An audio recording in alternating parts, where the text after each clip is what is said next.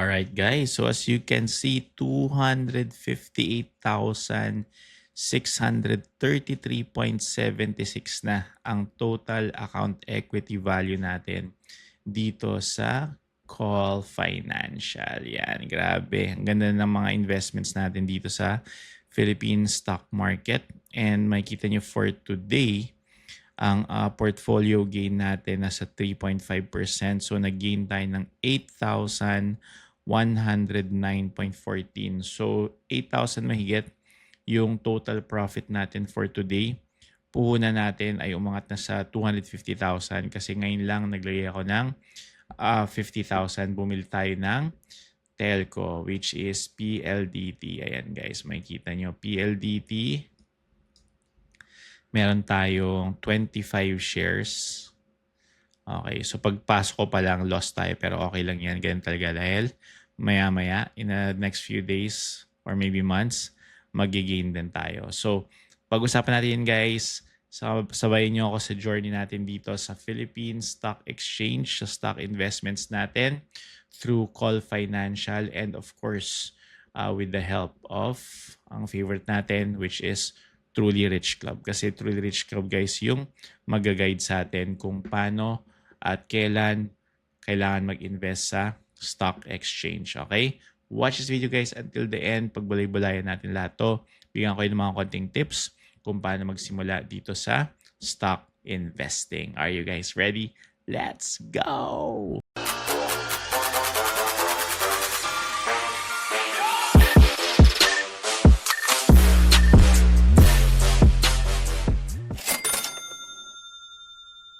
Okay guys, bago kayo mag-decide na mag-invest sa stock market, dapat isipin nyo lagi na long term.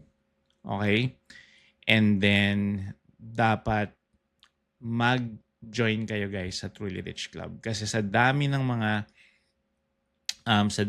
stocks na pwede nyo pag-investan, kailangan nyo ng guide, okay? Which is Truly Rich Club po ang tutulong sa inyo yan. Dito sa recommendations, ang lagi kong ginagamit is yung SAM table.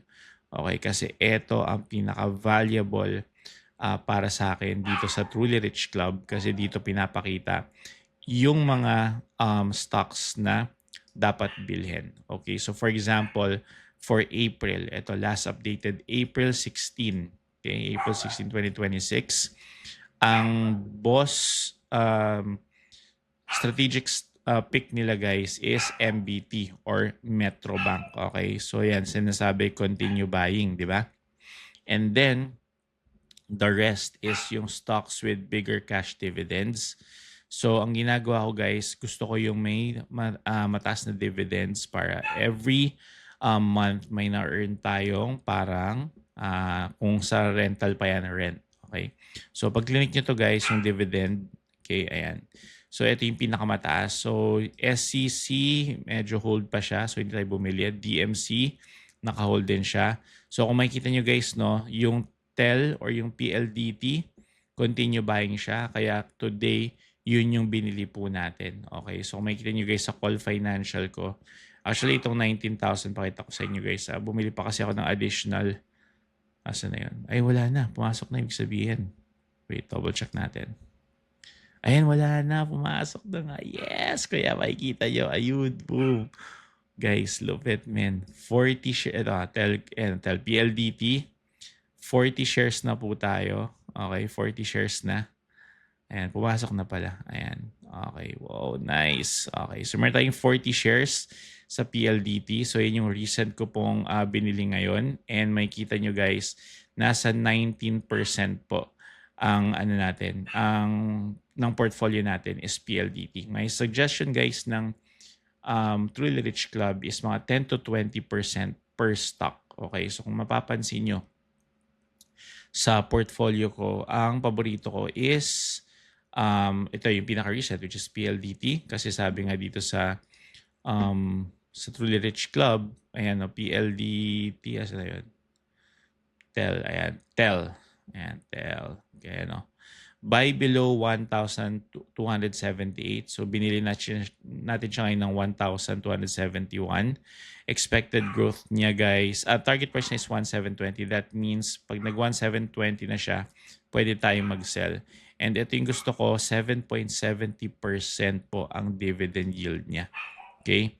And then it's negative 25.70% from target price. So yun ang gusto natin, mga more than 20% from target price para ramdam talaga natin yung profit pag tumaas na yung value ng stock. Okay, so makikita nyo guys dito yan. So yung tell natin, ayan, just 19.61% ng portfolio natin. Meron tayong 40 shares.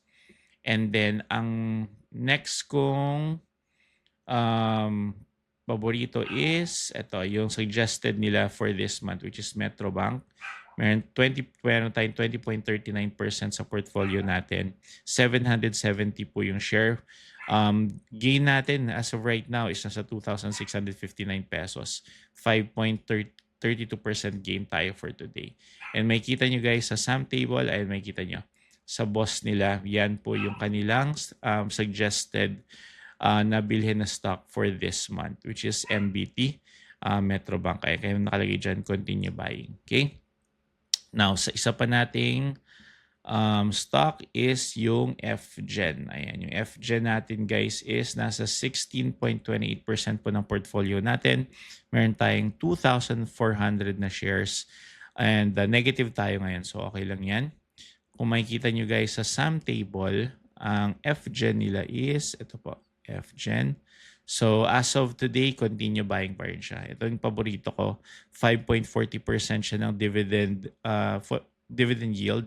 And nasa negative 44.44% siya ng target price, which is pag pag na-reach natin yung target price guys, ang laki ng profit natin guys ng 44%. So iantayin natin yun na tumaas. Pag tumaas yan, then most likely we're gonna sell the shares na. Okay? Next natin guys na mataas na stock is ito. Ito yung pinag-uusapan ngayon is yung Robinsons Retail Holding. So most likely guys, stop buying na to kasi nga nag-offer sila ng tender offer na ibenta na pag nagbigay sila ng tender offer guys at yung price is 48, nasa 48 pesos I think. Bibilhin na yung mga shares, lahat ng mga shares natin, and most likely hindi na pwedeng bumili at hindi na pwedeng magbenta ng RRHI. Stock alert pala, sorry, stock alert. Yan. Ayan, kita niyo sabi dito nung March 30 nag-update sila na to take the tender offer ng RRHI. So merong plans na magko-conduct sila ng tender offer sa public. So yung price will be 48.95 per share. So tayo kita niyo guys na in profit tayo. Inaantay lang natin na mag-announce yung tender offer dito sa Call Financial natin. Tapos, pag nag-push through daw yan guys, yun, most likely madidelist. Yun, madidelist na yung RHI. Ibig sabihin, pag na-delist yan, hindi na pwedeng mag-buy or mag-sell. So, once na in-announce na po yung tender offer ng RHI, take that offer na po guys. Okay? So, yun ang inaantay natin dito sa RRHI. And then, pag na-benta na po natin yan, most likely maghahanap na tayo ng ibang stocks kung saan natin i-distribute yung pera natin and yung profits natin from the RRHI sale. Okay? And most likely, tignan natin kung ano pang magandang bilhin dito sa sum table nila. Again, lagi ko siyang finifilter sa dividend, sa highest dividend. So, meron na tayong FGen, no? Ayan, ito pala yung RHI side. Sabi ko sa'yo, naka-hold yan siya. So, antayin natin yung tender offer. And then, URC. So, most likely, baka dito natin ilalagay sa URC. Kasi ang URC natin sa ating portfolio is 5.23% lang, guys. Okay, so yan, tingnan natin most likely next month. Dyan tayo maglalagay sa Universal Robina Corporation. So, guys, ang goal natin for this year lang tayo nag-start 2026 is nasa 1 million pesos in our portfolio. So April na, nasa 258,000 pa lang tayo. So medyo malayo tayo sa goal. So dapat June, di ba, nasa 500,000 na tayo. And then by December, dapat nasa 1 million na tayo. Pero yan, maaabot din natin yan. So tiwala lang tayo kay Lord.